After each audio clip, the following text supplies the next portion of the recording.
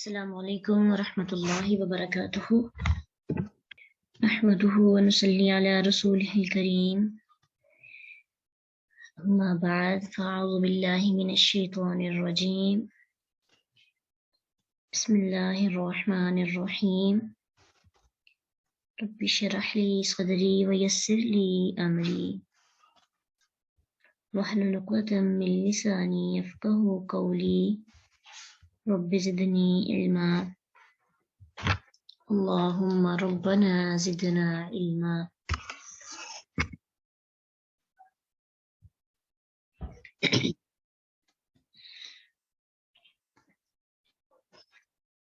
67 سے وقالا اور اس نے کہا، کس نے؟ یعقوب علیہ السلام نے،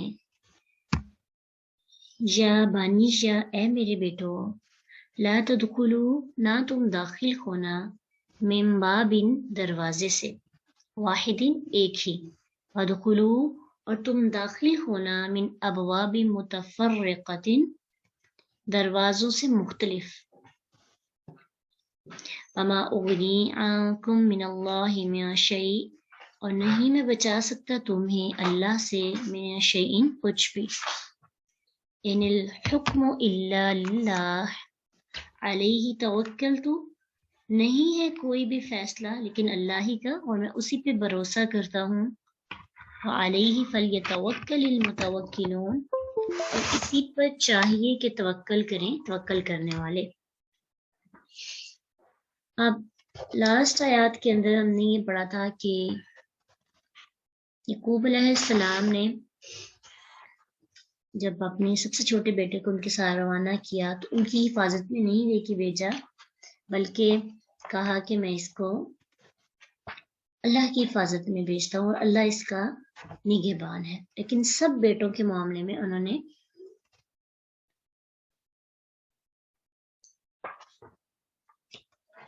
دو طرح سے ان کو جو ہے سمجھا، ایک ظاہری اسباب اختیار کرنے کا کہا اور دوسرا ظاہری اسباب اختیار کرنے کے بعد انہوں نے پھر بھی اللہ پہ بھروسہ کیا کہ جتنے بھی اسباب اختیار کر لیے جائیں کہ تم ایک دروازے سے داخل نہ ہونا، تم الگ الگ دروازوں سے داخل ہونا، لیکن پھر بھی توکل اللہ پہ ہونا چاہیے. اب یہاں پہ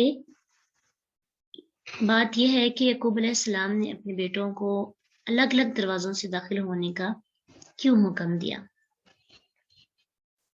اس کی وضاحت قرآن و سنت میں تو نہیں ہے، لیکن خود مفسرین نے تدبر کر کے غور و فکر کر کے یہ بات بتائی ہے کہ اس کی ریزن یہ ہے کہ یعقوب علیہ السلام کے جو بیٹے تھے کافی زیادہ خوبصورت تھے، اور کیونکہ صحرا کے طاقتور بھی تھے.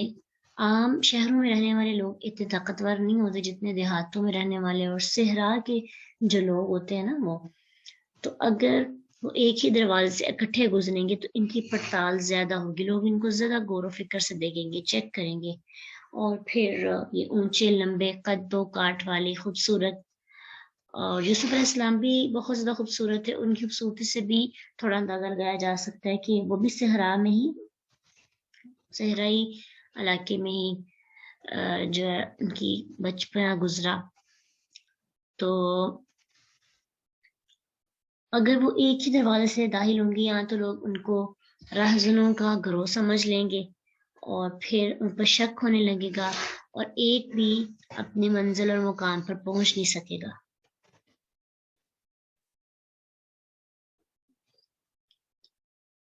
لوگ ان کو گرفتار کر لیں گے اور پھر دوسرے وطن میں کوئی ان کو پوچھنے گیچنے والا نہیں ہوگا. تو اس لیے انہوں نے یہ کہا. پھر مفسرین نے اس کا یہ بھی بتایا ہے کہ اس وجہ سے انہوں نے کہا تھا کہ وہ صحت مند جوان اور خوبصورت بیٹے اگر اکٹھے ایک دروازے سے داخل ہوں گے تو لوگ ان کو جب دیکھیں گے تو ان کو نظر بد لگنے کا خدشہ تھا کہ کہیں ان کو کسی کی نظر نہ لگ جائے، اور نظر بد لگنے کے خطرے سے بچنے کے لیے انہوں نے یہ آرڈر کیا، یہ حکم دیا اور کہ تم ایک دروازے سے داخل نہ ہونا بلکہ مختلف دروازوں سے داخل ہونا. اب آپ سوچیں گے کہ مصر میں کون سے دروازے تھے. اب آپ دیکھتے ہیں کہ مختلف پہلے وقتوں کے اندر فصیلیں بنائی جاتی تھی. ابھی بھی کچھ علاقوں کے اندر جیسے لاہور کے اندر بھی اور باقی مختلف ممالک کے اندر ابھی بھی وہ فصیلیں موجود ہوتی ہیں، اگرچہ وہ پراپر نہیں ہیں لیکن ان کی کہیں نہ کہیں نشانات موجود ہوتے ہیں. کیوں بنائی جاتی تھی؟ حفاظت کے لیے. تو وہ جو فصیلیں ہوتی تھی ان کے اندر پھر دروازے جیسے چار دیواری کی جاتی تھی ملک کے ارد گرد، اور ان چار دیواری کے دروازے ہوتے تھے. تو اس لیے کہا کہ تم جو ہے نا الگ الگ دروازے سے وہاں پہ داخل ہونا. اب موسٹلی یہ سمجھا جاتا ہے کہ نظر بد کے خطرے سے بچنے کے لیے ایسا کہا تھا. اور جو نظر بد ہے یہ برحق ہے، یہ انسان کو کھا جاتی ہے اور یہ انسان کا بہت زیادہ نقصان بھی کر دیتی ہے. جیسے کہ صحیح مسلم کی حدیث ہے کہ نبی صلی اللہ علیہ وسلم نے فرمایا کہ نظر لگنا ثابت شدہ بات ہے. العین حق، نظر لگنا سچی بات ہے کہ ایسا ہو جاتا ہے، اور اگر کوئی چیز تقدیر سے آگے نکل سکتی ہے تو نظر اس سے آگے نکل جاتی ہے. پھر اسی طرح عائشہ رضی اللہ عنہا سے روایت ہے کہ اللہ کے نبی صلی اللہ علیہ وسلم فرماتے ہیں کہ نظر بد سے اللہ کی پناہ مانگا کرو. تو اللہ کی پناہ ہم نظر بد سے کیسے مانگ سکتے ہیں؟ جیسے ہم صبح شام کے اذکار کرتے ہیں تو اس کے اندر بہت سی ایسی دعائیں ہیں جس سے ہم نظر بد سے بچنے کی پناہ مانگتے ہیں اور اللہ کی حفاظت میں آ جاتے ہیں. پھر ویسے بھی جسمانی بیماریاں کے لیے بھی اللہ کی پناہ مانگتے ہیں. تو نظر بد سے نقصان پہنچنا یہ حقیقی بات ہے، اسے نقصان پہنچتا ہے، کیونکہ جب دراصل نا نظر لگنے والے کی آنکھ سے ایک ریز نکلتی ہے، ایک شعاع ہوتی ہے، ایک ایسی تاثیر ہوتی ہے اس کے اندر کہ جو اگلے بندے کو نقصان پہنچاتی ہے. اس کو سائنس نے بھی آج اس چیز پر اتفاق کیا اور اس کو صحیح ثابت کیا ہے کہ کچھ لوگوں کی آنکھوں سے ایسی شعاعیں نکلتی ہیں جس کی وجہ سے اگلے بندے کو نقصان پہنچتا ہے. جیسے آپ دیکھیں کہ کچھ اب ریز ہے، لیزر ریز سے کیسے آپریشن ہوتے ہیں، اور آپریٹ جب کیا جاتا ہے تو بغیر کوئی کسی چیز کے یا کٹ وغیرہ کے کوئی بھی چیز اندر سے توڑی جاتی ہے یا پتھروں کو توڑا جاتا ہے تو وہ بھی لیزر کی شعاع کی وجہ سے، اس کی ریز کی وجہ سے ہوتا ہے.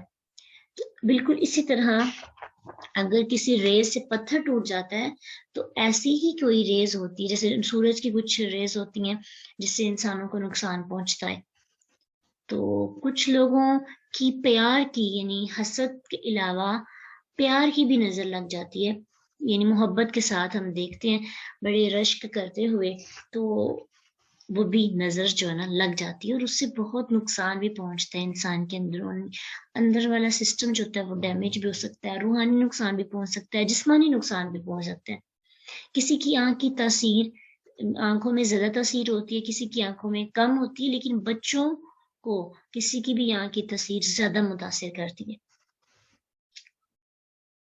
تو نظر تو لگ جاتی ہے، ہم اس کو ختم نہیں کر سکتے. کسی کی آنکھوں کی جو ریز ہیں ان کو ہم ان کے پردہ تو نہیں ڈال سکتے، کٹ آف ہو کر تو نہیں زندگی گزار سکتے، پتہ بھی نہیں ہے کہ کس کی نظر لگ جاتی ہے.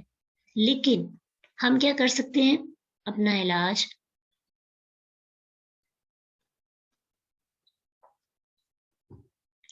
علاج کر سکتے ہیں، اپنے آپ کو بچانے کے طریقے اپنا سکتے ہیں.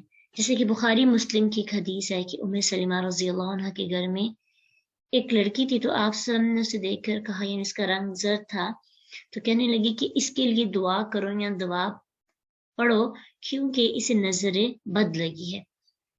تو بعض اوقات ایسے ہوتا ہے نا کہ ہم ٹیسٹ وغیرہ کروا لیتے ہیں لیکن میڈیکل پرابلم کوئی بھی نہیں ہوتی، لیکن انسان دن بدن کمزور ہوتا چلا جاتا ہے، انسان کے چہرے کا رنگ بدل جاتا ہے، اندر بہت سی بیماریاں بڑھتی جاتی ہیں، سمجھ نہیں آتی کیا مسئلہ ہے. تو اس وقت ہم ڈیروں پیسہ لگا دیتے ہیں اس کے علاج میں، اس کے ٹریٹمنٹ کروانے میں، لیکن کوئی بھی حل نہیں مل رہا ہوتا. تو اس وقت ہمیں یہ چیز بھی سوچنی چاہیے کہ پاسبل ہے کس کو نظر لگی ہو. تو نظر بد سے بھی جسمانی بیماریاں اور روحانی بیماریاں انسان کو نقصان پہنچانے کی وجہ بن جاتی ہیں. اب اس کا حل قرآن اور حدیث کے مطابق کیا ہے؟ اس سلسلے میں نبی صلی اللہ علیہ وسلم نے ایک ہدایت تو ہمیں یہ دی ہے کہ جب بھی کوئی چیز اچھی لگے، کیونکہ ہماری بھی تو نظر کسی کو لگ سکتی ہے نا، چاہے محبت کی ہو یا حسد کی ہو، ہماری آنکھوں سے بھی تو ریز نکل کر دوسرے کو نقصان پہنچا سکتے، تو سب سے پہلے ہم نے اپنی طرف سے ہونے والی جو تکالیف ہیں ان سے لوگوں کو بچانا ہے۔ تو جب بھی کوئی چیز دیکھیں، جب بھی کوئی چیز اچھی لگے تو اس کی برکت کی دعا کریں، جیسے بارک اللہ فیک یا تبارک اللہ احسن الخالقین، اللہم بارک فیہ، یا پھر اس طرح بھی ہو سکتا ہے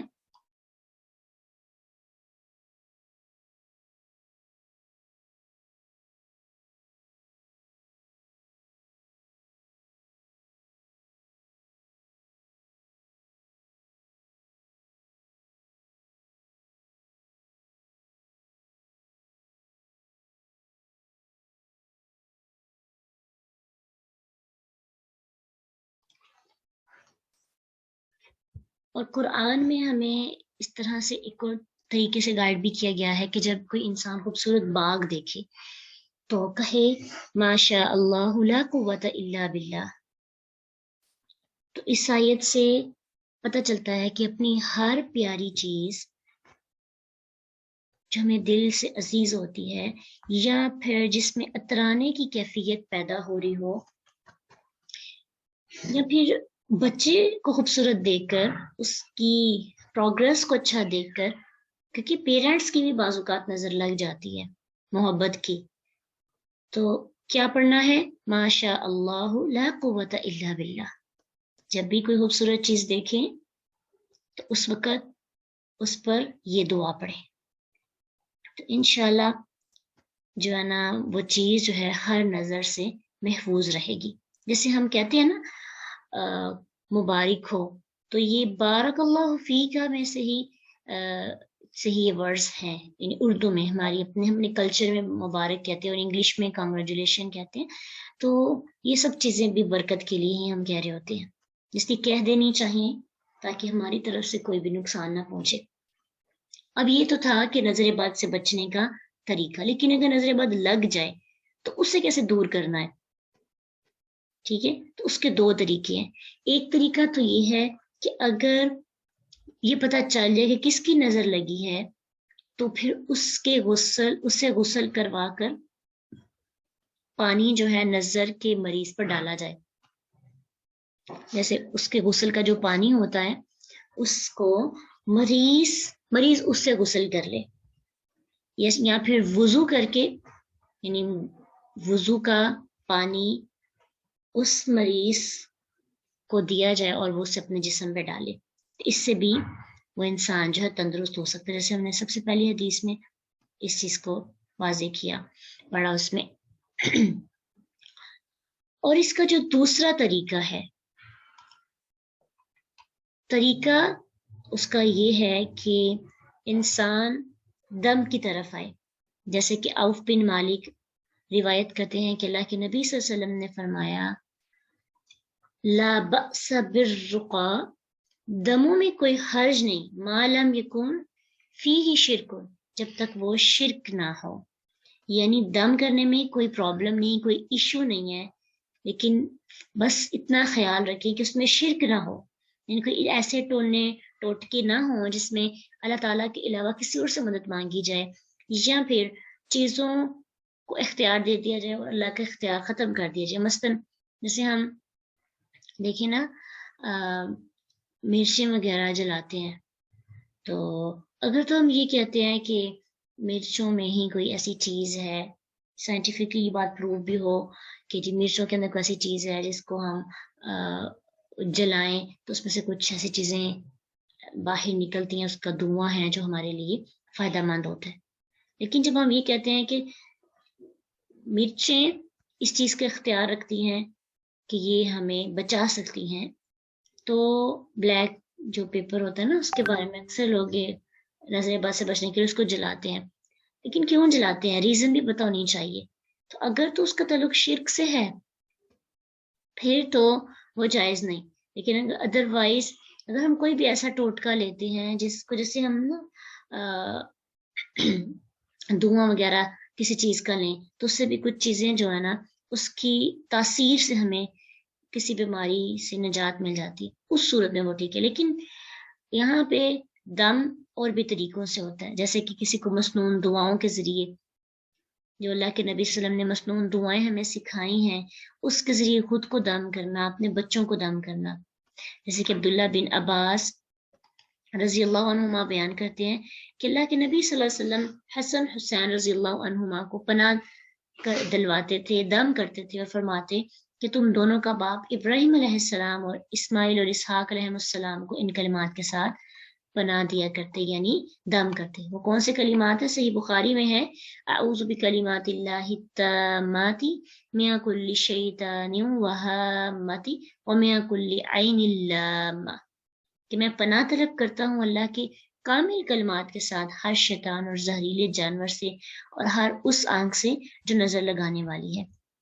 جو صبح شام کے اذکار میں ہم پڑھتے ہیں نا اعوذ بکلمات اللہ التامات من شر ما خلق، پھر بسم اللہ الذی لا یضر مع اسمہ شیء فی الارض ولا فی السماء وهو السمیع العلیم، یہ دعائیں بھی 3 بار پڑھیں۔ اپنے بچوں کو خاص طور پر صبح جب وہ اٹھتے ہیں تو یہ دعا پڑھ کے ان پر پھونکیں، اور جب وہ رات ہوتی ہے، جب دن ڈھلنے لگتا ہے تو اس وقت بھی ان دعاؤں کے ذریعے ان کو دم کرنا چاہیے۔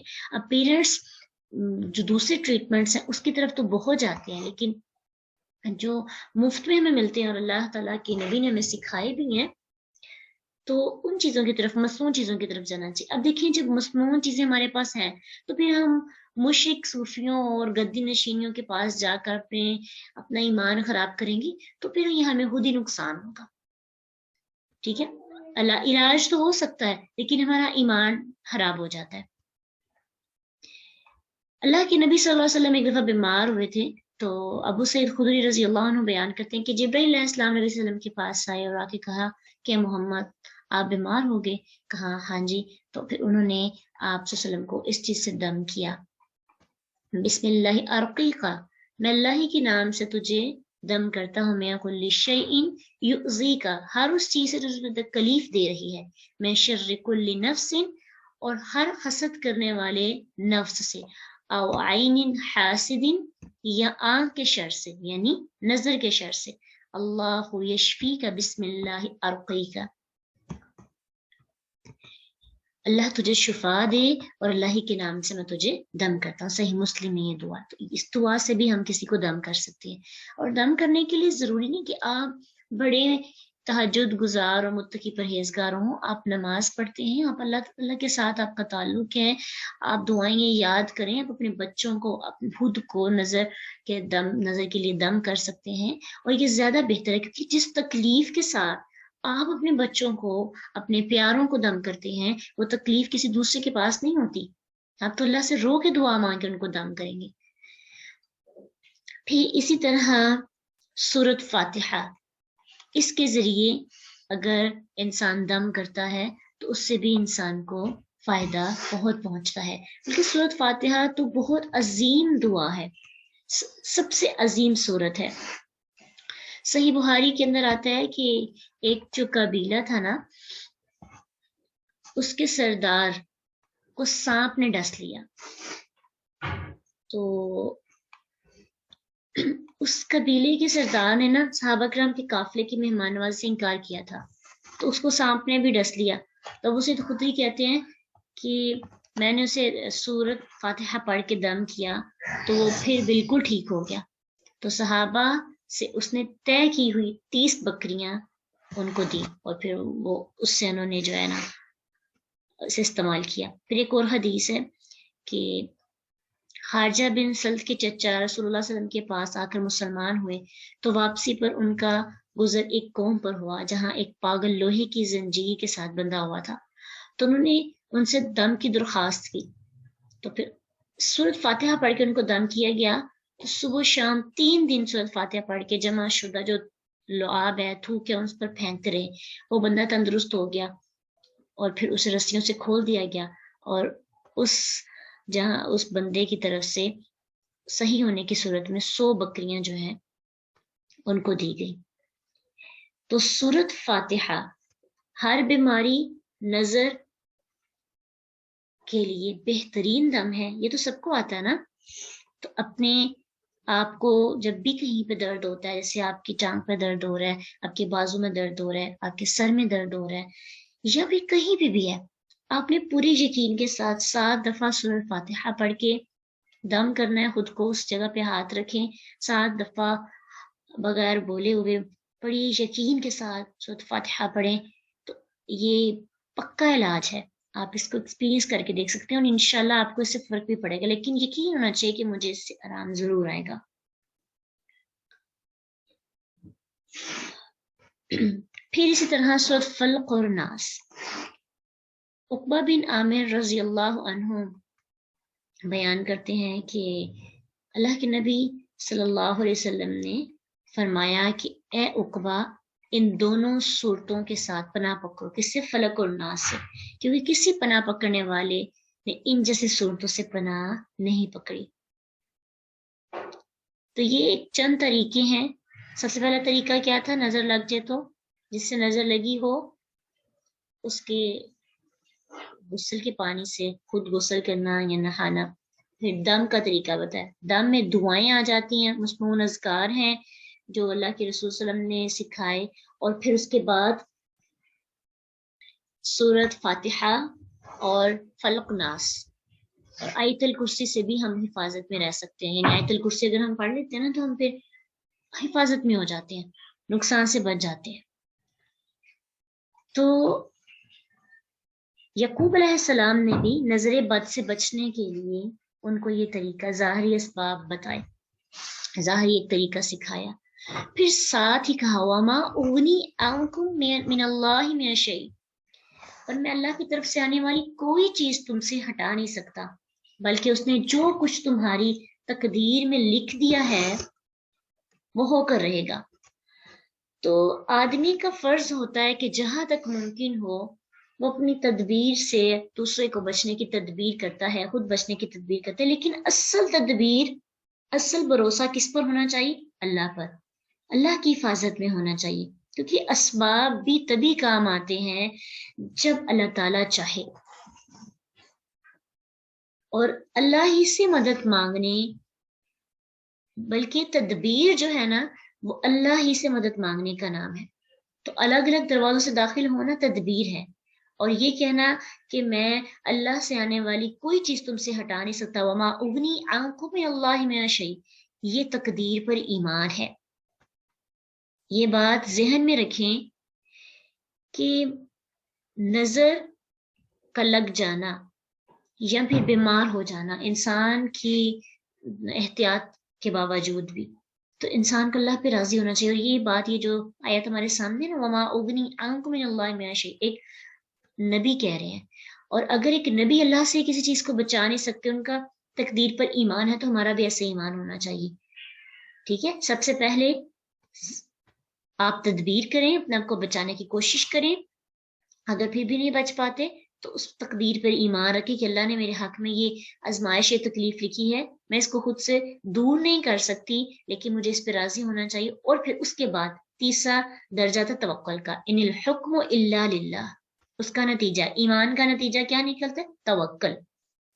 یعنی حکم سے مراد یہاں پہ کونی اور قدری حکم ہے جس پر یہ کائنات چل رہی ہے، اس میں بندے کا کوئی اختیار نہیں. علیہ توکل تو، یعنی میری طرح تم پر اور سب لوگوں پر لازم ہے کہ صرف اسی پر بھروسہ کرو، اپنی تدبیر پر غرور نہ کرو. اگر بچ جاتے ہو تو یہ نہ کہو کہ میری تدبیر بڑی اچھی تھی، میری پلاننگ اچھی تھی تو میں مشکلات سے، تکلیف سے، بیماریوں سے بچ گئی ہوں. نہیں، تدبیر اللہ سے مدد مانگی تھی. ایاک نعبد، ہم اسی سے مدد مانگتے ہیں. تدبیر بھی گویا اللہ سے مدد مانگنے کا نام ہے. اور پھر اس چیز پہ توکل، اس چیز پر ایمان کہ میری تدبیر بھی تقدیر سے آگے نہیں بڑھ سکتی. ٹھیک ہے. تدبیر میری تقدیر سے جیت نہیں سکتی. پھر اس کے بعد انسان کا توکل ہو کہ اللہ نے فیصلہ کرنا ہے، میرے حق میں بہتر ہے تو وہی کرے گا، اچھا ہے یا برا، مجھے اچھا لگتا ہے یا برا، لیکن اللہ کی حکمتیں تو میری نظر سے تھوڑی ڈیفرنٹ ہے، اس کا پرسپیکٹیو جو ہے بہت وسیع ہے. علیہ توکل، تو میں اسی پہ توکل کرتا ہوں. وعلیہ فلیتوکل المتوکلون، اور ہر توکل کرنے والے کو اپنی تدبیر پہ توکل نہیں صرف کرنا چاہیے، تدبیر اختیار کرنی چاہیے، توکل اللہ پہ کرنا چاہیے. کیونکہ اللہ تعالیٰ نے انسان کو اس دنیا کے اندر بھیجا ہے، کچھ امتحانات آتے ہیں، اور اس امتحان یعنی مشکلات آتی ہیں، غم پہنچتا ہے، پریشانی ہوتی ہے، وہ چیکنگ کے لیے آتی ہے. وہ ہمارا پیپر ہوتا ہے، ہم کیسے پاس کرتے ہیں. پاس تو ہم کر لیتے ہیں، لیکن طریقہ کون سا اختیار کرتے ہیں، یہ ہم سے پوچھ گچھ ہوگی، اس کا ہم سے حساب بھی ہوگا.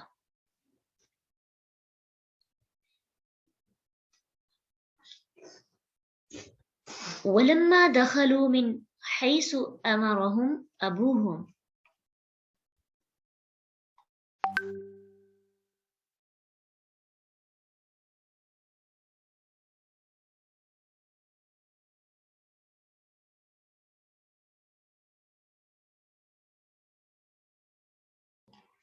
جب وہ داخل ہوئے جہاں سے حکم دیا تھا ان کے والد نے انہیں، ما کانا یغنی عنہم من اللہ من شیء، نہ تھا کام آتا انہیں اللہ سے کچھ بھی، الا حاجتن فی نفسی، مگر ایک حاجت تھی دل میں، یعقوب کے، قضاہا اس نے پورا کیا جسے.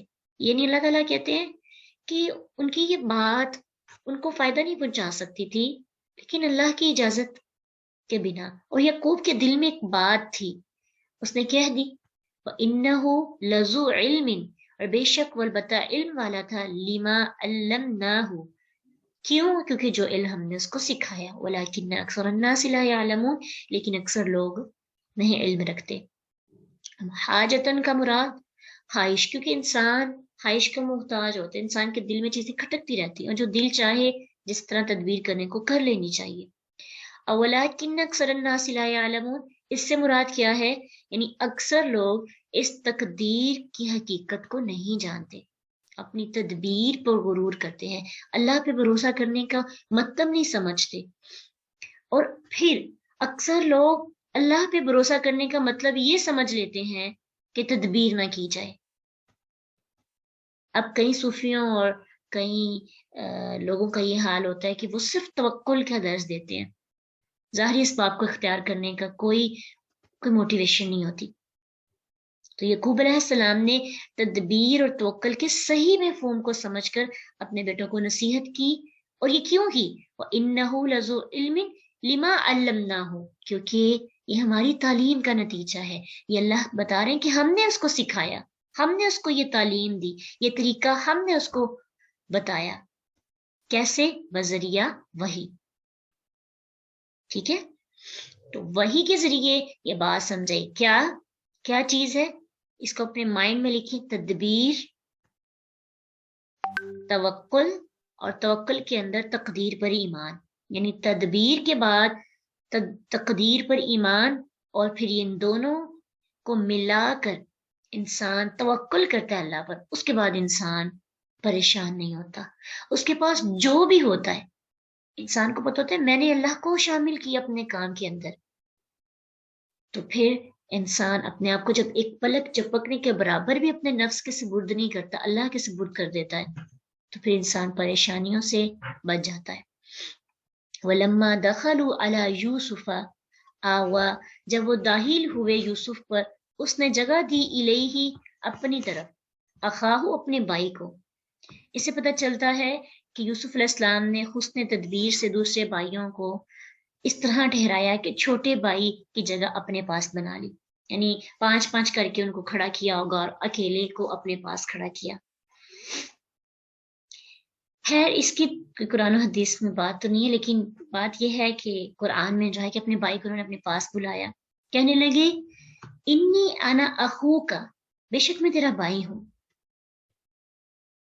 اب یوسف علیہ السلام اپنے بھائی کے ساتھ علیحدہ ہوئے. اب یوسف علیہ السلام کو پتا تھا کہ میرے بھائی کے ساتھ بھی وہی سلوک کرتے ہیں جو میرے ساتھ کرتے ہیں، حسد کی نگاہ سے دیکھتے ہیں، سوتیلے بھائیوں کے قصے کا تو پتا تھا. تو یہاں پہ انہوں نے آپس میں یعنی قرآن میں اللہ سبحانہ تعالیٰ نے اس کو کوٹ نہیں کیا. اگر کیا بھی ہوگا یعنی یوسف کے بھائی نے بتایا بھی ہوگا اپنے بھائی کو, تو اللہ نے اس کو لکھنا ضروری نہیں سمجھا. اور یہ بھی ممکن ہے کہ ان کی کمیونیکیشن بس اتنی ہی ہو. یوسف علیہ السلام نے کہا ہو میں تیرا بھائی ہوں, فلا تبتئس, تو رنج نہ کر, تو غم نہ کر, کیونکہ ان کو تو پہلے ہی پتا تھا. آگے پیچھے کی باتیں کرنے کی بجائے ڈائریکٹ انہوں نے اس کو نصیحت کی. اور یہ ہے فلا تبتئس اصل راز کی بات, پازیٹیو تھنکنگ. تو غمگین نہ ہو, پریشان نہ ہو. کیوں؟ کیونکہ انسان بعض اوقات بیکار غموں سے اپنے آپ کو بیکار کر لیتا ہے. غموں پر بھی انرجی لگتی ہے اور وہ انرجی انسان کے اندر کو ختم کر دیتی ہے, کھوکھلا کر دیتی ہے. غم جو ہے نا, یہ انسان کے ایمان کو بھی خراب کر دیتے ہیں اور انسان کی دنیا کو بھی خراب کر دیتے ہیں, انسان کے رشتوں کو بھی اس سے چھین لیتے ہیں. تو آپ یوسف علیہ السلام کے واقعے کو پڑھ رہے ہیں, ایک بار بھی وہ غمگین نہیں ہوئے. مشکلات کتنی آئی لیکن وہ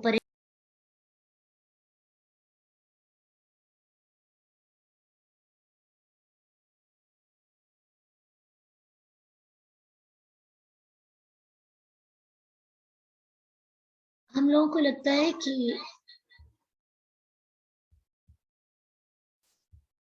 غم اگر ہم شیئر کرتے ہیں تو کم ہو جاتے ہیں, لیکن حقیقی بات یہ ہے کہ بعض اوقات غم کو بہت زیادہ شیئر کرنا, اس کے تذکرے کرنے سے انسان اور مشکلات میں پڑ جاتا ہے.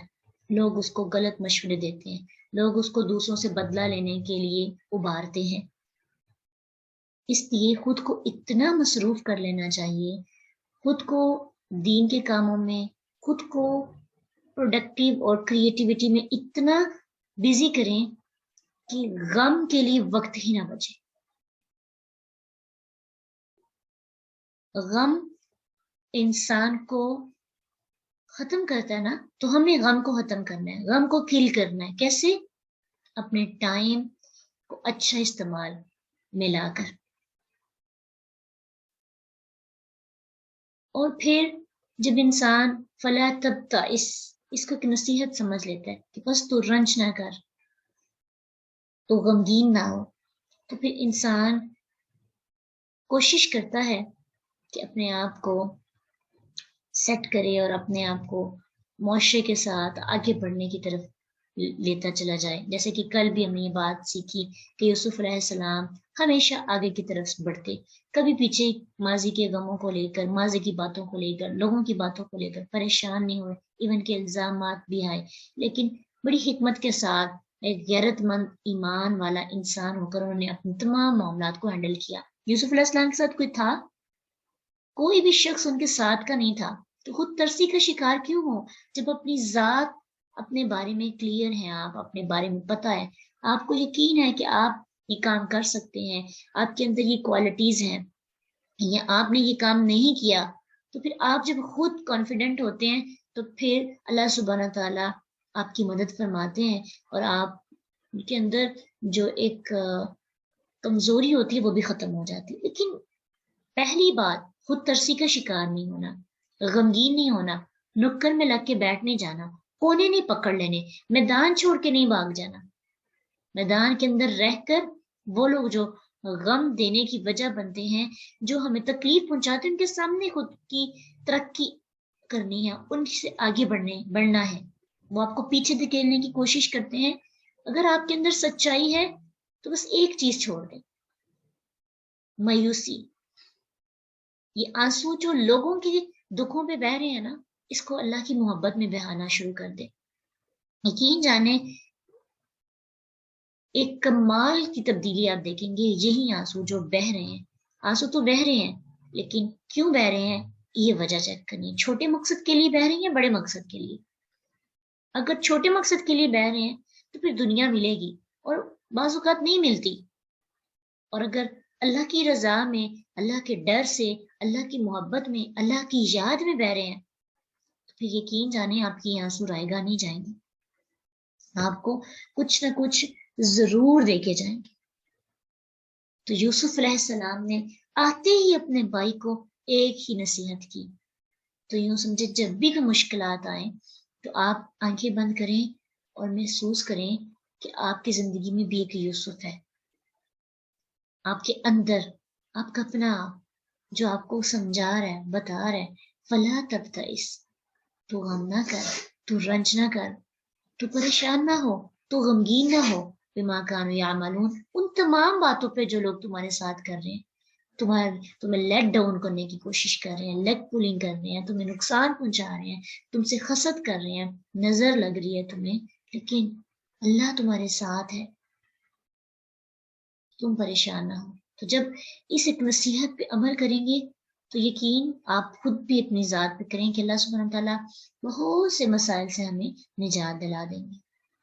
فلما جہزہم، پھر جب اس نے تیار کر کے دیا انہیں، بجہازہم سامان ان کا، جعل السقایۃ، اس نے رکھ دیا پیالہ، فی رحل اخیہ، ثم، اور سامان میں اپنے بھائی کے، ثم پھر، اذنا پکارا، مؤذن ایک پکارنے والے نے، ایتھا العیر اے قافلے والو، انکم لسارقون البتہ چور ہو، تم چور ہو۔ اب یہ ہے کہ جب کچھ دن وہ اگر وہاں پہ جتنے دن بھی رہے، پھر ان کا سامان تیار ہوا، تو یوسف علیہ السلام نے نا اپنا پینے کا پیالہ یعنی محبت میں اور اپنے بھائی کو سرپرائز دینے کے لیے چھوٹے بھائی کے سامان میں رکھ دیا۔ جیسے ہمارے کچھ دوست ہوتے ہیں، ہم ان کو گفٹ دیتے ہیں اور ہم ان کو بتاتے نہیں ہیں اور ان کو ان کے بیگ میں رکھ دیتے ہیں، گھر جا کے کھول کے دیکھیں گے تو ان کو کتنی خوشی ہوگی، سرپرائز ہوگا ان کے لیے۔ تو یوسف علیہ السلام نے بھی اپنے بھائی کو سرپرائز دینے کے لیے ان کے سامان کے اندر وہ پیالہ رکھا۔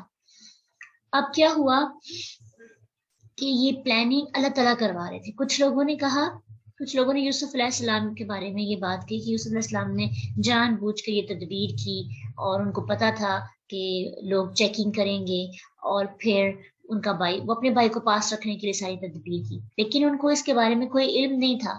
یہ سب اللہ تعالیٰ نے ان کو آرڈر کیا، حکم دیا، لیکن یہ جو پیالہ رکھا گیا تھا نا سامان میں، یہ اس لیے نہیں تھا رکھا، انہوں نے اس نیت سے نہیں تھا رکھا کہ بھائی کے اوپر چور کا ٹائٹل لگوا کر ان کو پاس رکھے۔ یہ اللہ کی پلاننگ تھی، ان کی نیت صرف یہ تھی کہ اپنے بھائی کو گفٹ دے رہے تھے، اپنے بھائی کو سرپرائز دے رہے تھے، تحفہ دینا چاہتے تھے۔ تو اپنے پینے کا پیالہ جو کچھ لوگوں نے کہا وہ چاندی کا تھا، سونے کا تھا، وہ رکھ دیا۔ اب کہا جاتا ہے کہ اسی سے، یعنی چونکہ غلہ بہت کم تھا تو ناپنے کے لیے اسی کو استعمال کیا جاتا تھا، اور کچھ لوگوں نے کہا کہ ناپنے کے لیے لہذا تھا وہ بھی ادھر ادھر ہو گیا۔ خیر، چونکہ یہاں پہ ایک ہی پیالے کی بات ہوئی ہے تو ناپنے کے لیے بھی اسے یوز کیا جاتا تھا، تو غلے کی نایابی کے لیے تھوڑا پیمانہ استعمال کیا جاتا تھا۔ تو وہ جب نہ ملا تو جو لوگ ناپ رہے تھے، تول رہے تھے، انہوں نے دیکھا کہ یہاں پہ نہیں ہے، انہوں نے آواز دی کہ اے قافلے والو، تم ادھر سے ہو کے گئے ہو، لگتا تم چور ہو۔ قالوا، انہوں نے کہا، وہ اقبلوا، جبکہ وہ متوجہ ہوئے، علیہم، ان کی طرف، ماذا تفقدون، کیا چیز تم گم پاتے ہو، کس چیز سے تم پریشان ہو رہے ہو۔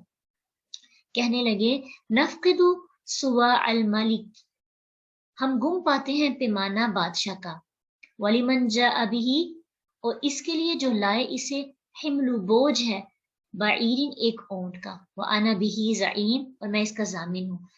اور پکارنے والے نے کہا کہ ہمارے بادشاہ کا پیمانہ گم ہو گیا ہے، اور اگر کوئی بھی بغیر کسی تلاشی کے اس کو لے آئے گا تو ہم اس کو ایک اونٹ انعام دیں گے، یعنی اس کو زیادہ جو غلہ ہے نا وہ دیں گے، اور اس چیز کی ہم ضمانت لیتے ہیں۔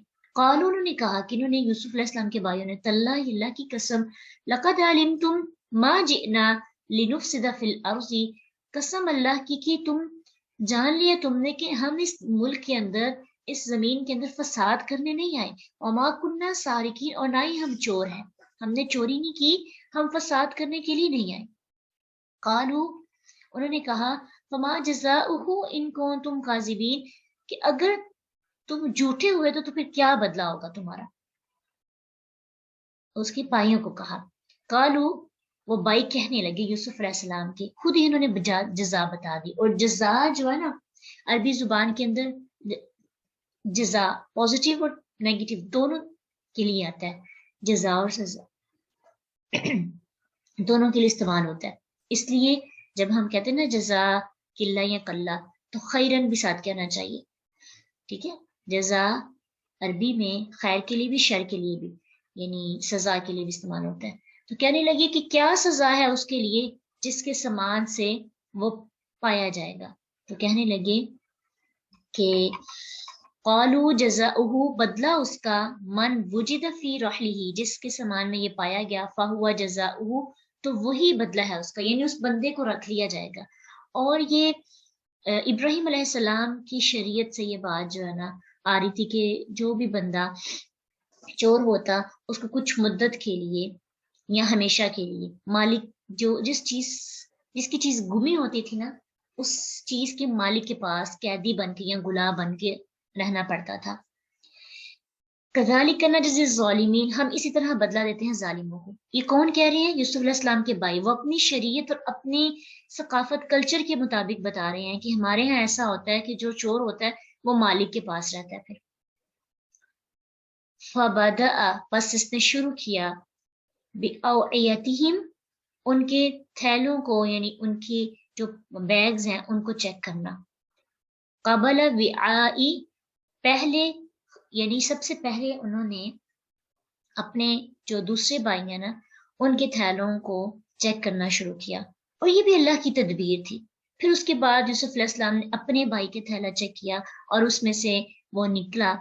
تو اللہ سبحانہ تعالیٰ کہتے ہیں کذالک کدنا لیوسف، اس طرح تدبیر کی ہم نے یوسف کے لیے. یعنی یہ پلاننگ کس کی تھی؟ اللہ کی. یوسف علیہ السلام کی پلاننگ نہیں تھی. کچھ لوگوں نے الزام دیا نا ان کو، تہمت کا نشانہ بنایا کہ یوسف نے اپنے بھائی کو خود ہی جو ہے نا چور کہلوا دیا اور یوسف علیہ السلام نے اپنے بھائی کو مجرم کہلوا دیا. بلکہ ایسا نہیں تھا، انہوں نے تو بس گفٹ کیا تھا. ٹھیک ہے، تو یہ تدبیر کس کی ہے؟ اللہ کی. ما کان لیأخذ اخاہ فی دین الملک، نہیں تھا وہ پکڑ سکے اپنے بھائی کو اپنے بادشاہ کے دین کے مطابق، الا یشاء اللہ، مگر یہ کہ جو چاہے اللہ. یعنی اگر وہ اپنے کلچر کے مطابق فیصلہ کرتے تو کیا یوسف علیہ السلام اپنے بھائی کو اپنے پاس رکھ سکتے تھے؟ لیکن اللہ تعالیٰ نے چاہا تو اللہ سبحانہ تعالیٰ نے کتنی خوبصورت تدبیر کروائی. نرفع درجات من نشاء وفوق کل ذی علم علیم، ہم جس کے لیے چاہتے ہیں درجات کو بلند کرتے ہیں اور ہر علم والے کے اوپر ایک خوب علم والا ہے. تو اس آیت سے ہمیں یہ پتہ چلتا ہے کہ کبھی کبھار ہم سے اچھے فیصلے ہو جائیں اور اسے ہمیں فائدہ پہنچے تو بڑا خوش نہیں ہونا چاہیے. کذالک کدنا لیوسف، اس کو یاد کریں کہ یوسف کے لیے اللہ نے تدبیر کی تھی تو یہ ہمارے لیے اللہ نے پلاننگ کی ہے. ہم نہیں اس کے حق میں خود پلاننگ کرنے والے، خود بہترین پلانر. سب سے اچھا پلانر کون ہے؟ اللہ تعالیٰ. اور اللہ اگر ہمیں تھوڑا علم عطا کر دیں تو اترانا نہیں چاہیے. فوق کل ذی علم علیم، ہر علم والے کے اوپر ایک اللہ خوب علم والا ہے. غرور میں مبتلا نہیں ہو کہ مجھ سے بڑا کوئی عالم نہیں. موسیٰ علیہ السلام کے منہ سے بے سختہ خود ساختہ یہ الفاظ نکلے تھے کہ میرے سے زیادہ علم اللہ کس کے پاس ہے، تو اللہ نے ہیزر کے ساتھ ان کو ملوا دیا. تو کس طرح اللہ نے پھر بتایا کہ ان کے پاس آپ سے بھی زیادہ نالج ہے. تو ہر عالم سے بڑا عالم موجود ہے. تمام جاننے والوں سے سب سے بڑا عالم کون ہے؟ اللہ. اس لیے جب پلاننگ اچھی ہو جائے یا پھر کبھی ایسے ہوتا ہے نا کہ ہم لاشعوری طور پر اچھے فیصلے کر دیتے ہیں یا ہماری زبان سے نکل جاتے ہیں تو اس وقت بھی اللہ کا شکر ادا کرنا چاہیے. کمال کس کا ہے؟ اللہ کا. علم کس کا ہے؟ اللہ کا. درجے کون دیتے ہیں؟ اللہ. مشیت کس کی چلتی ہے؟ اللہ کی. اختیارات کس کے پاس ہے؟ صرف اللہ کے پاس. ہمارے پاس کچھ نہیں ہے. ہم صرف آج جو ہم نے بیسک چیز پڑھی اور سیکھی وہ کیا ہے؟ ہم اسباب اختیار کریں، تدبیر کریں، تقدیر پر ایمان رکھیں اور توکل اللہ پہ کریں، سارے کام ٹھیک ہو جائیں گے. یہ ایک اتنی راز کی بات ہے. دو راز کی باتیں آ جائیں. ایک تو ہے کہ غم نہیں کریں. غم انسان کی نیکیوں کو بھی کھا جاتا ہے مایوس کر کے. غم انسان کی دنیا بھی پرابلمس بھی اس کے لیے پیدا کرتا ہے اور اس کے ایمان کو بھی خراب کرتا ہے. اور دوسری چیز غم کے مقابلے کے اندر کیا چیز بتائی؟ تدبیر کریں، تقدیر پر ایمان رکھیں اور توکل کس پر کریں؟ اللہ پہ. انشاءاللہ جتنے بھی کام رکے ہوئے ہیں جتنی بھی مسائل پیش آ رہے ہیں نہیں ہو رہے، یہ کام کریں، اللہ آپ کے سارے راستے کھول دیں گے، اللہ آپ کے لیے بہترین انتظامات کریں گے، اللہ آپ کے کاموں کو خود مینیج کریں گے۔ ایک بار اس پہ بھروسہ کر کے دیکھیں، اور توکل ایسا ہو جس میں شک نہ ہو، یقین ہو کہ اللہ میرے ساتھ غلط نہیں کریں گے۔ اللہ کے پاس اختیار ہے، لیکن وہ اپنے بندوں سے بہت محبت کرتے ہیں۔ کچھ فیصلے ایسے ہوں گے جو مجھے پسند نہیں، لیکن اللہ کے ہاں وہ میرے لیے بہتر ہے، میں نے اس پہ راضی ہونا ہے۔ جب رضا کا لیول آ جاتا ہے توکل کے اندر، تو پھر انسان کو اللہ وہ دینے لگتے ہیں جو اس کی رضا ہوتی ہے۔ تو اللہ سبحانہ تعالیٰ ہمیں یہ راز کی باتیں سمجھنے کی توفیق عطا کرے، اور اللہ ہمیں اپنی زندگیوں کو اپنی رضا پر اور اپنی عبادت میں لگانے کی بھی توفیق عطا کرے۔ وآخر الدعوانا ان الحمد للہ رب العالمین۔ سبحانک اللہم وبحمدک، اشہد ان لا الہ الا انت، نستغفرک ونتوب الیک۔ السلام علیکم ورحمۃ اللہ وبرکاتہ۔ فإن مع العسر يسرا، إن مع العسر يسرا، فإذا فرغت فانصب وإلى ربك فارغب۔